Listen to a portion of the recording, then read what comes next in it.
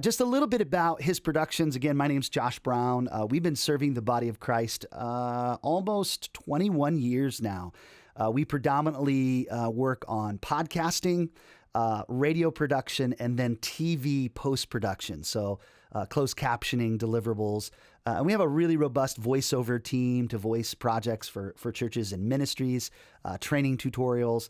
But really the bulk of what we do is long-form production for radio and podcast, which is what we're going to be talking about today in this class. We're going to be talking about podcasting for churches. So one of the things that I really like to do when I talk about things like this is to answer the question, why? Okay. You may be asking yourself, you're watching this video, why would I even have a podcast? What would cause me to want to do a podcast? Okay. Here's some statistics that might help convince you of the why. In 2004, Apple, launched this thing called iTunes Store and launched podcasting. And at that time, in 2004, there were 3,000 podcasts in the iTunes Store. Okay. Fast forward to today, there are over 800,000 podcasts in the podcast store. And that's just iTunes. And we're going to talk a little bit more about where you should be putting your podcasts, where they should live, where they should be published. But iTunes is really Grand Central Station for podcasting. But today there's 800,000 podcasts. Every day, now this is amazing, 64 million Americans listen to a podcast. Now, I'm going to share a statistic with you now that's going to affect you probably more than any other statistic I shared, because we're talking about the church. We're talking about the body of Christ. The last stats that we have for the church, Christians that go to church, they're regular attenders, they're people who follow Jesus on a daily basis. 11 million Christians, 11 million Christians. I'm going to say it again. 11 million Christians listen to a podcast every single day. Now, you stop and think about, maybe you're a pastor watching this, you're an executive pastor, you're a creative arts, a worship arts pastor, a worship leader. You have 1 week or 1 day out of every week, right? Sunday, and people come to your church, they join you for worship, maybe they watch your live stream. But you have 6 other days in the week. My Pro Church Tools, I love Brady and the team over there. They do such a good job. There's so many more hours in the week that you could be reaching people. And podcasting is one of those ways that you can reach people every day. Every single day you can reach 11 million Christians. So I think the why is very obvious. The why about podcasting is this is really where people are at. And I'm just going to share personally from my own life. I'm a very busy person. I have a small company called His Productions, and I'm a worship arts pastor myself. I work at a church, and I manage a worship team of about 45 team members. A lot of things going on. I'm married. I've got children. So a lot of things going on in my life. I don't have time to watch a lot of videos. And so podcasting is a huge part of my daily life. Why? Because when I'm driving to work, which is about 15 minutes from my house to here in His Productions main location studio, I've got 15 minutes and I can drive my car while I listen to a podcast.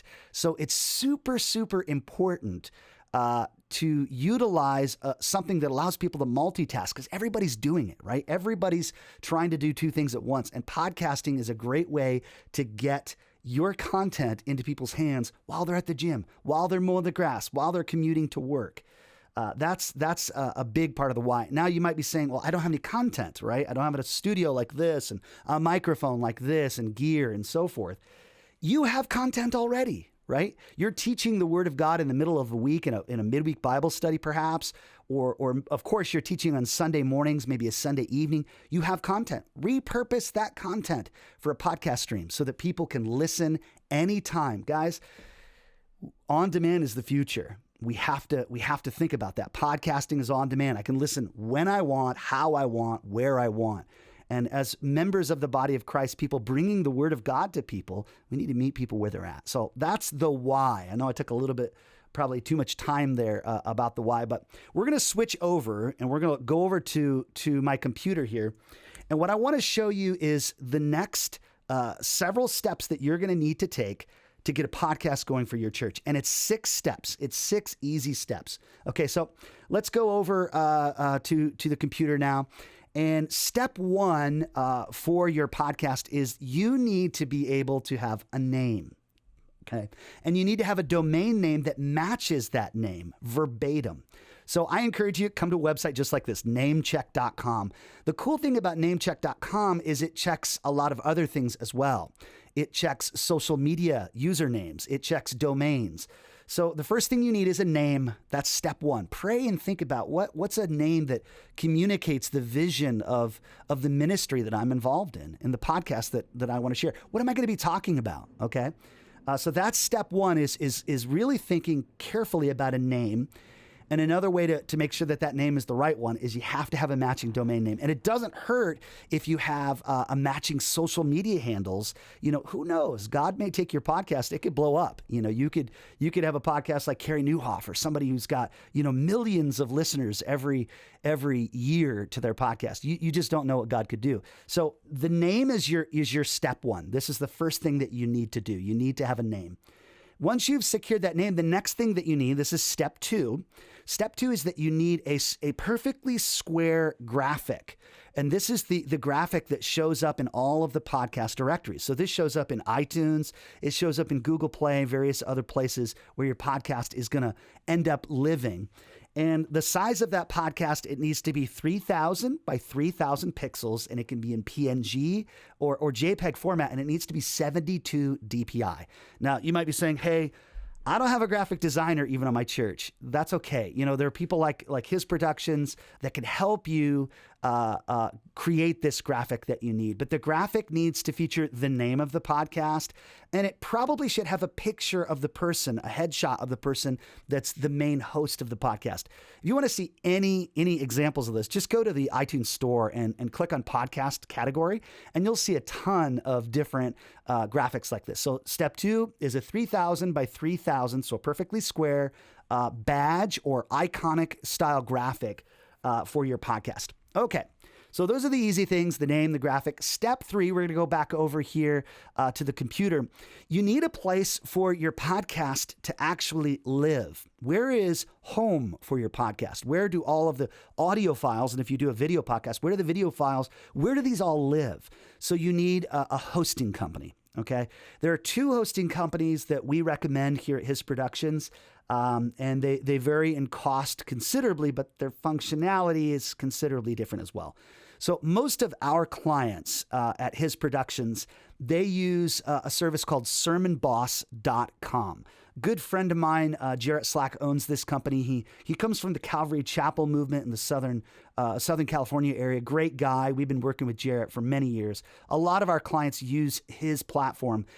Their audio lives there. Their video lives there. They've got mobile apps. They've got web development stuff. They've got embeddable media players for your website, sermon engines. And at sermonboss.com, you can create that initial podcast feed. Okay. And this is where this lives at Sermon Boss. So that's one of those places that you can host your podcast. The other one, and this one's extremely popular, you can see it here on my screen right now, is anchor.fm. A lot of people like anchor.fm because it's free. Okay.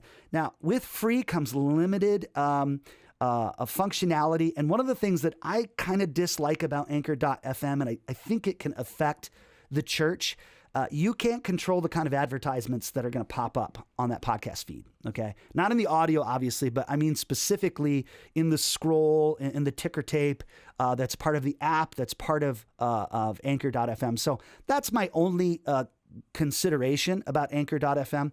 Otherwise, it's a great resource. They've got publishing tools. They've even got some production tools, some kind of in-the-box production tools that limited availability, limited functionality, but they can help you get started. So Anchor.fm, step 3. Where does my podcast live? Where does the XML, the RSS feed live? You have to have a Grand Central station. You have to have a home for your podcast to live in order for that feed to go out. So either of these organizations, sermonboss.com or anchor.fm, when you create an account with them, they're going to give you this Grand Central station feed, this RSS feed, okay? And we're going to talk about what you're going to need to do with that RSS feed later on in this tutorial. But you have to have that feed in order for you to be able to take that podcast to other places. and for it to show up in other places. So that's step 3. Now, step 4, and this is a big question, and I'm obviously going to be a little bit biased, but you need to answer the question, how am I going to produce the podcast? Okay. Am I going to produce this podcast in-house? Do I have a skilled audio engineer, producer that is on my staff at my church, or maybe a creative arts director or a tech director? If you do, man, more power to you. That's awesome. Or are you going to trust a company like ours, like His Productions, to do your podcast production? And I definitely want to encourage you, if you're watching this, I'm just going to pull up the website. If you go to hisproductions.com, the far left menu item is the podcasting option that we offer at His Productions. Ton of information about why podcasting is important and some things that you can look at. So definitely check that out. But I want to tell you some of the reasons why I think podcasting should be produced by a company like ours. Here's why I think it takes a lot of time. So you need to count the cost initially. Do I have the time to produce a podcast? Do I actually have the bandwidth within my schedule? If you're a lead pastor, I'm going to answer for you. No, you do not have time. If you pastor a church of more than 50 or 100 people, you do not have time to produce a podcast. Okay. It takes a lot of work to produce a podcast. If you're in a larger church with staff, I'm going to tell you why I also think His Productions is a good fit for podcast production. The second reason why I think it's quality. Okay. You'll see we have audio treatment in this room.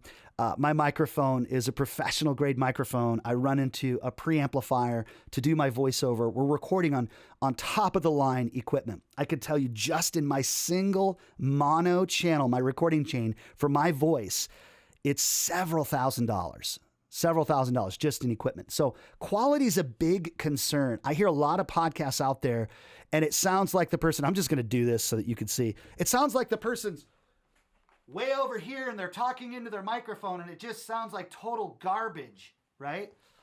It just sounds like garbage. And I can tell you, because there's 800,000 podcasts out there to listen to, if your podcast doesn't sound amazing, people are going to turn it off. They're just going to turn it off.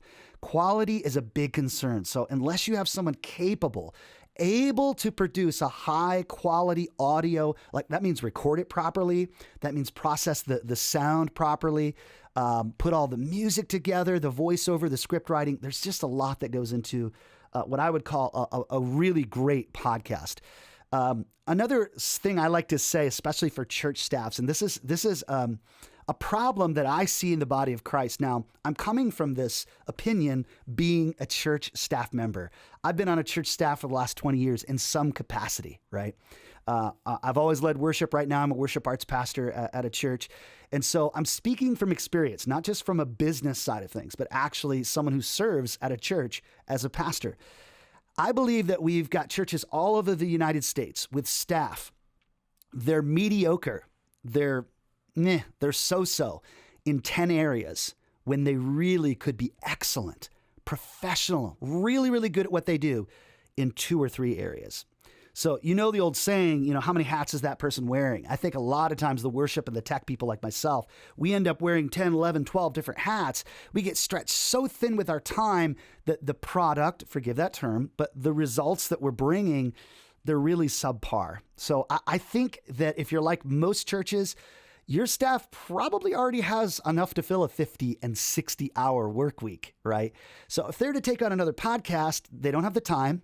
Maybe they can't produce the quality, and the product that's going to come out is going to be mediocre rather than excellent. So think about that, pray about that. The other thing I'll tell you is the cost savings. I guarantee you that if you look at the amount of time it takes one of your staff members to produce a podcast versus hiring someone like me, my company, there's 35 of us here at His Productions. We've been doing this 21 years. We're very, very fast at this. We can do it very, very fast.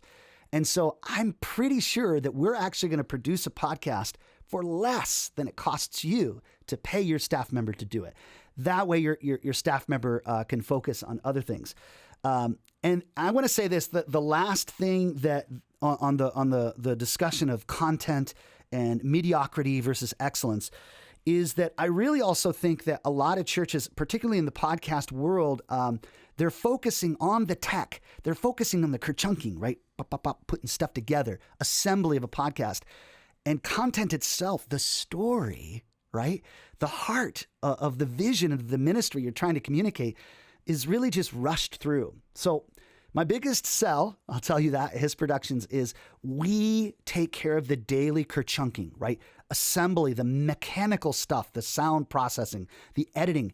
That allows you as a pastor or a host of a podcast to really laser beam focus on the story, the heart, the content. What am I going to say? What are we going to talk about? How are we going to storyboard this episode of the podcast? So I really think outsourcing is the right choice. And I say that as a staff member, as someone at a church, not just a person who sells this product. I really do believe in my heart of hearts that it is in your best interest to outsource podcast production. Now, I'm going to say this so much so that not even if you use His Productions, you may find another studio, okay? I don't think you'll find a studio with the same quality and cost as we are, but I'm so convinced that outsourcing is the right decision. I want to encourage you to check it out. Contact us, contact other studios, get some pricing. And the last thing I want to talk about in choosing whether it's in-house or produced by someone like me is the consistency thing, okay?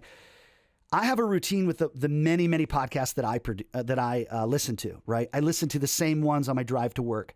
They come out consistently. Most of them are one episode per week, minimum, right?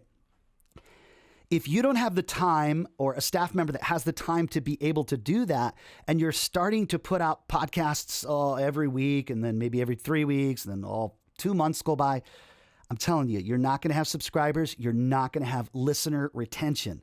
If they don't get on a regular routine to listen to your podcast, they're not going to be subscribers. Why? Because they're listening at specific moments in their life. There are patterns of their behavior that are associated with listening to your podcast. Think about it. I know the podcasts I listen to every day when I drive to work. I know the podcast that I have friends who listen. They listen on the treadmill every week, same podcast. It's very natural. It's kind of like I wake up, I brush my teeth, I make my pour over coffee, I start my day, I get my Bible out, I start reading. It's just routine. It's just what I do. So consistency is really, really important if you're going to put a podcast out that is of any quality at all. I really want to encourage you to think about consistency. Do I have the time to do it? Do I have the quality, ability to make a quality podcast?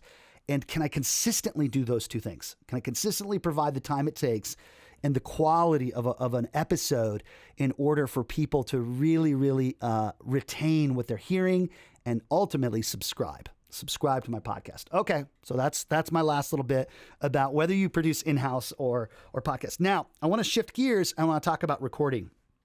And I want to talk about gear, because this may be the reason why you dialed in and you're listening to this or watching this podcast, watching this episode of How to Podcast at a Church, is gear. You're probably like, gear, okay? So step 5 is gear. Let's talk about gear. The first thing that you need to know is that you need to record your podcast. If you're doing video, it definitely needs to be in a room where the lighting's right, you got the right cameras and lenses and those sorts of things. But the biggest thing about podcasting is the audio quality. Okay, and again, I was talking about my equipment that I use. This is a Neumann BCM 104 microphone. It's a $1,000 microphone. This microphone goes into an Avalon 737 SP preamp. That preamp is $3,000. So then I have a converter that's $2,800. It's ridiculous. I mean, the cost that you can spend on gear. So gear is really important. You don't need what I have. I'm going to tell you that right now. You do not need a $1,000 microphone. I've got a solution for you. But one of the number one things that you do need is you need a space that sounds decent to record in. So we've all been to the local pool before, and you yell when you come out of the locker room when you're getting ready to do that cannonball into the pool, and you can hear your voice just reverberate in the room. There's all these hard surfaces that the sound is just bouncing off of. Your first and number one decision is the room that you record in. You need to record in a room that's got a lot of soft surfaces on the walls. So you may even have acoustic panels like we do here. You may have acoustic panels on the ceiling. You definitely want to be in a room where there's carpet. plush furniture, bookcases behind you really help to break up sound. You can see behind me on my shoulder over here, there's a block diffuser. So my speakers are you can't see them, but my speakers are right to my right and left. Everything that comes off axis of these speakers hits that diffuser behind me. And the frequency pattern is 300 hertz up to 1.1 kilohertz is neutrally scattered in the room. It's a little bit overkill. I'm a voiceover person. It's what I do. But just think about that. You don't want to be recording in the kitchen where there's tiled floors, right? You don't want to be recording in the garage where there's concrete floors and just drywall, right? You need to be in a room that has a lot of those parallel hard surfaces broken up by soft materials. If you're interested in learning more about how to build your own acoustic panels, I've built multiple studios across the country at different churches, radio stations, built my own studios, just finished a broadcast studio in my own church, and I've never purchased an acoustic panel in my life. I build them. They're easy to build. Get with me. We can talk about it. So the room is really, really important. That's number one. All right, now let's dive into gear, and we're going to go over here to the computer. So the first thing that you're going to need is you're going to need a way to actually record the episode itself. And there are two devices that I highly, highly recommend. This first one that you're seeing on the screen right now is the Rodecaster Pro. This is what I use. Okay, I use this for video shoots. I use this for podcast recording, and it's amazing. This has inside of it, I'm just going to tell you everything it has inside of it. You can check it out. It's got room for 4 guests. It's got room to put in music. It has room to bring in a caller, which is huge. So that's called a phone hybrid back in the day for those of you that have listened. It has a recorder.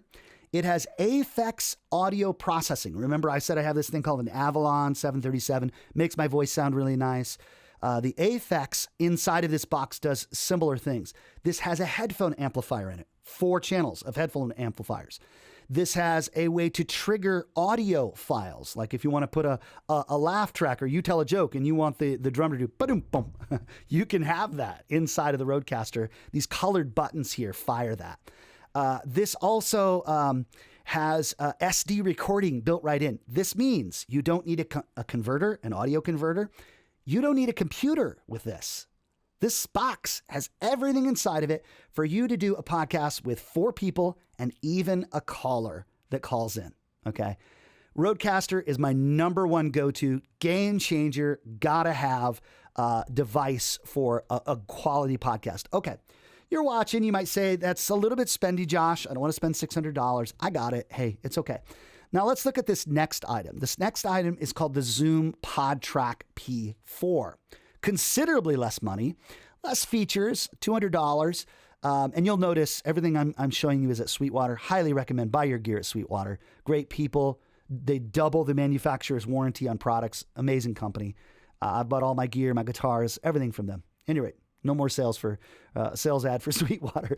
But the Zoom PodTrack P4, it's a new device. I haven't personally used this device. I know some podcasters who do. They love it. It's simple. It's small. It has a lot of the same features as the Rodecaster Pro. Much smaller footprint. It'll fit in your hand. But there are some limitations to it. So you're going to want to check that out. So those are the 2 items that I would encourage you to consider for recording the podcast itself. That means the guests, the host, and even the caller, if you're bringing someone in, on a cell phone call that you're interviewing. Okay. So that's the physical hardware, the device itself. Now, let's talk about the microphones. Okay.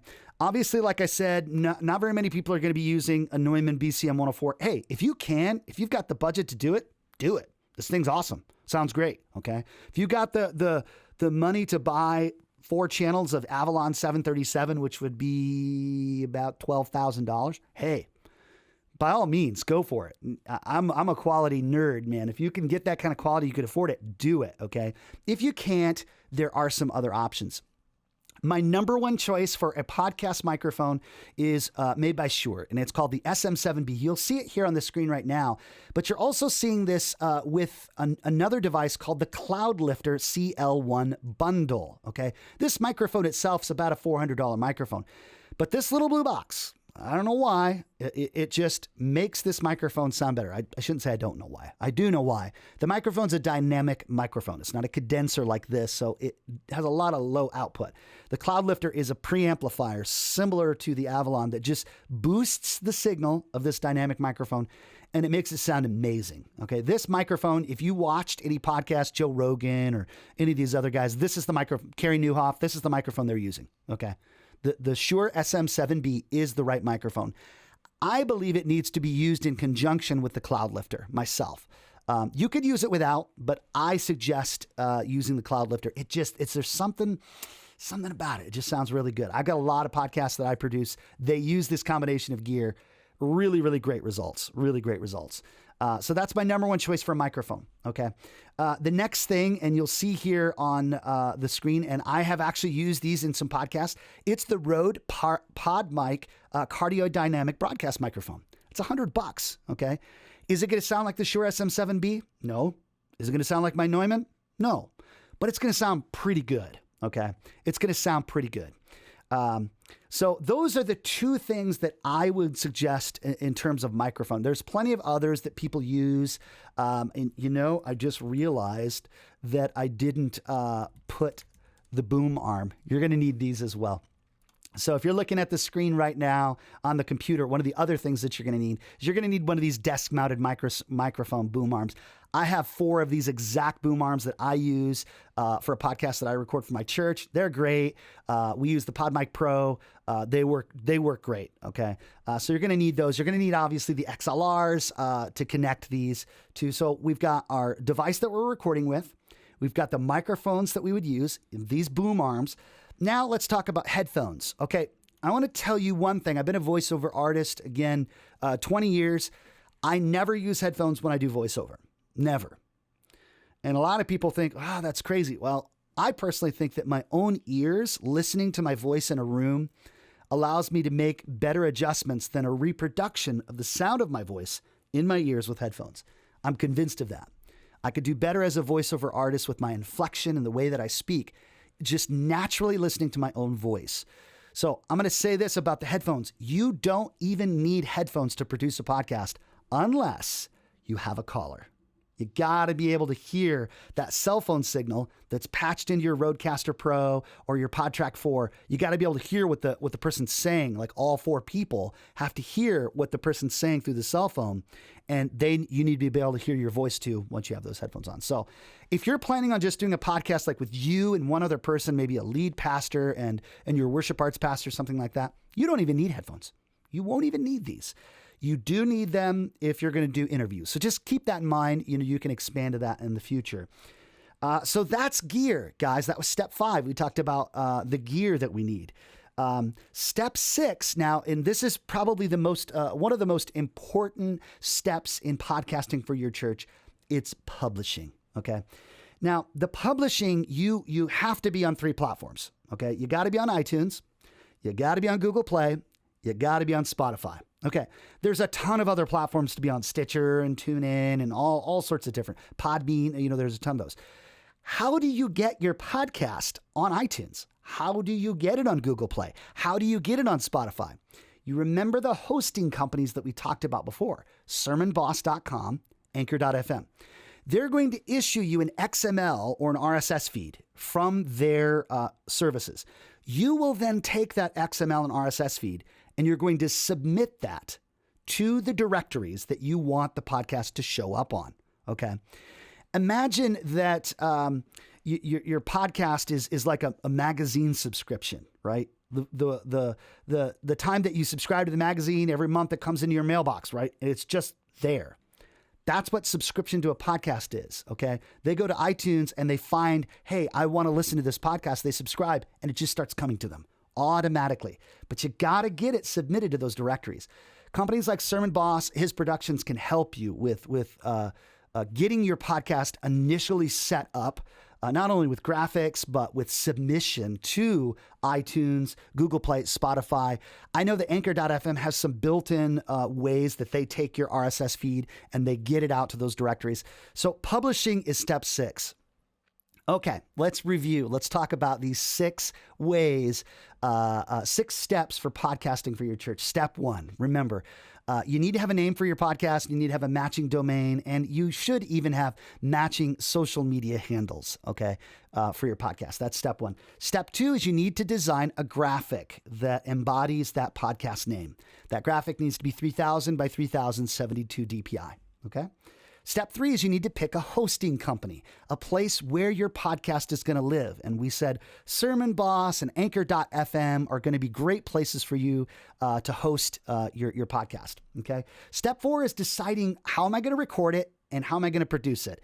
Am I going to do that in-house? Am I going to hire a company like His Productions to do that podcast production? You got to decide, how do I produce this? Do I have time to do it? Can I do it in good quality? Can I consistently do it?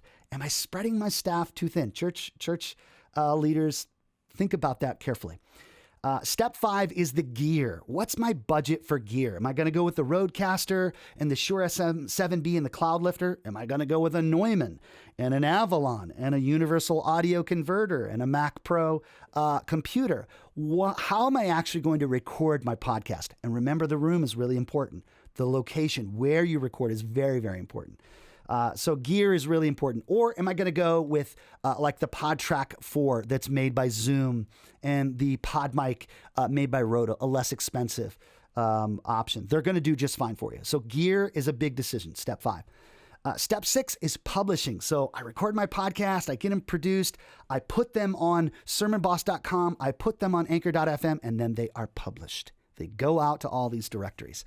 You want to talk more about podcasting and getting your voice out, the why, reaching those 11 million Christian listeners every single day. Give me a call, reach out to me. We'll schedule a phone call. Here at His Productions, we tend the tables of media, right? We serve you by tending the tables of media so that you can focus on the ministry of prayer, teaching the word, and ministering to the people of God. Okay. So if there's any way that His Productions can serve you, check us out, hisproductions.com. I'm Josh Brown. Thanks for watching.